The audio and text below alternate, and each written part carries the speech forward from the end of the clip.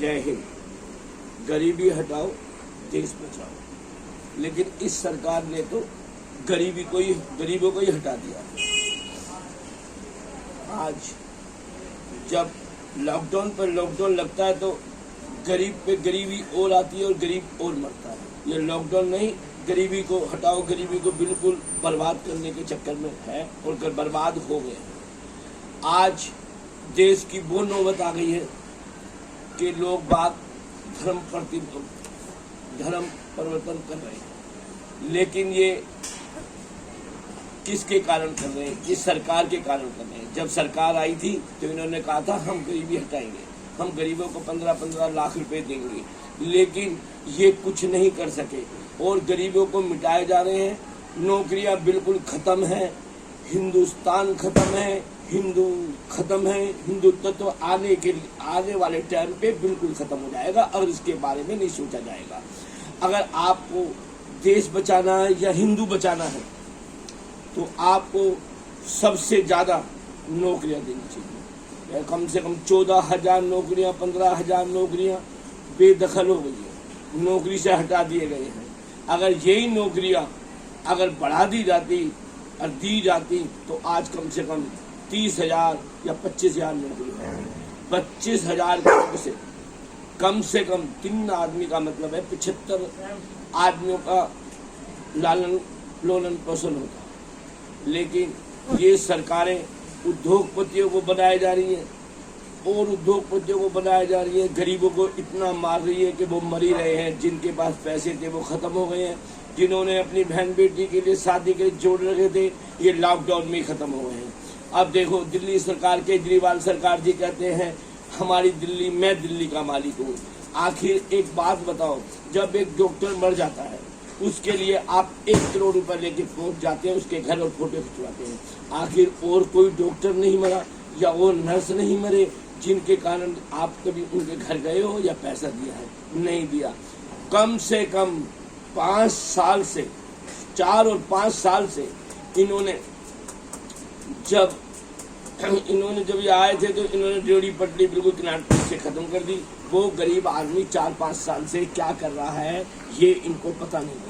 सर्दियों में इनके पास गए थे, इन्होंने आश्वासन दिया था कि हम तुम्हारी रेहड़ी पटरी लगाएंगे, लेकिन नहीं लगाई, ना ही इन्होंने सोचा, ना ही ये तो इस देश से गरीबों को मारना चाहते हैं। लेकिन आने वाले टाइम पे तुम ध्यान रखना, ये जो धर्म परिवर्तन हो रहे हैं ये आप सरकारों की वजह से धर्म परिवर्तन हो रहे हैं, क्योंकि खाने को नहीं है, लोग बाग उनको बलगला रहे हैं और संस्थाएं उनको पैसा देके धर्म परिवर्तन कराए जा रहे हैं।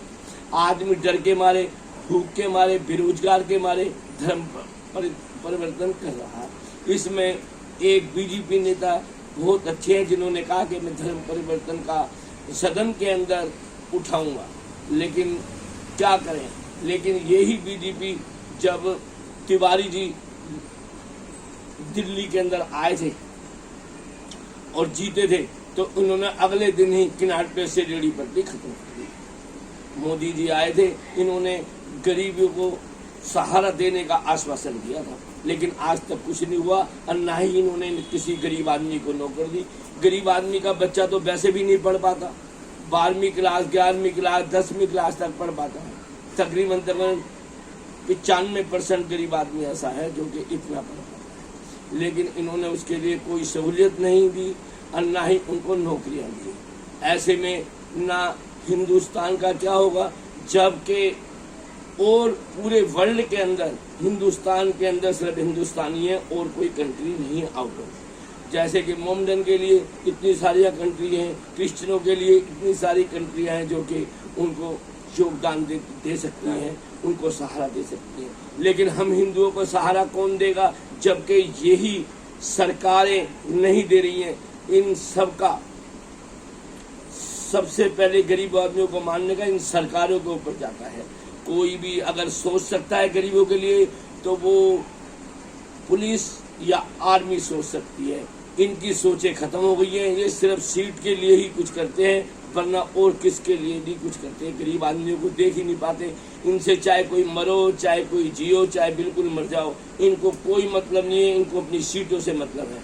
इस मारे मैं हाथ जोड़ के कहता हूँ कि भाई गरीब मोदी सरकार या कि कोई भी सरकार पहले गरीबों के बारे में सोचे। अगर हिंदू को जिंदा करना है, हिंदू को बचाना है, तो हिंदुओं को नौकरी देनी चाहिए आपको।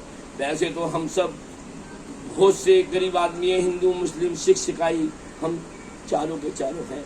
और ये देश स्वतंत्र देश है सबके लिए। आप गरीब आदमियों के बारे में सोचें और उनको नौकरियां दें, एक दूसरे के रहमो करम पे ना करें। हिंदू का तो कोई तत्व भी तुम खत्म कर दोगे। ये सरकारें ये बताओ, जब हिंदू ही नहीं रहेगा तो तुम कहाँ पे रहोगे? आखिर हमारी और तुम्हारी उम्रें कितनी रह गई है? किसी की 70 साल है, किसी की 65 साल है, मेरी 62 साल है या 63 साल है। आखिर हम कितने दिन और जिएंगे? आप किस पे राज करेंगे? आप ये भूल जाएं, सीट को छोड़ दें और एक अच्छा नागरिक बने। नेता नहीं, एक अच्छा नागरिक बने और आकर के जगह जगह आकर के देखें। मैं फिर से कह रहा हूँ, इतने सारे नेता जीत के आते हैं, आखिर ये घर में घुस जाते हैं, कोई कार्य नहीं करते, जाके क्यों नहीं पूछते गरीब के बारे में? तुम हिंदुओं को, तुम जो नेता हैं जो जीत के आए हैं, तुम हिंदुओं को मिटाने का कार्य कर रहे हो। हिंदू मिटने का मतलब है कि तुम भी मिटोगे, ये याद रखना।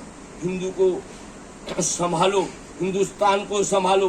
तुम हिंदुस्तान को ना संभाल रहे हो, ना हिंदुओं को संभाल रहे हो, तो तुम्हें कौन संभालेगा? मैं यही कहना चाहता हूँ। जय हिंद, जय भारत।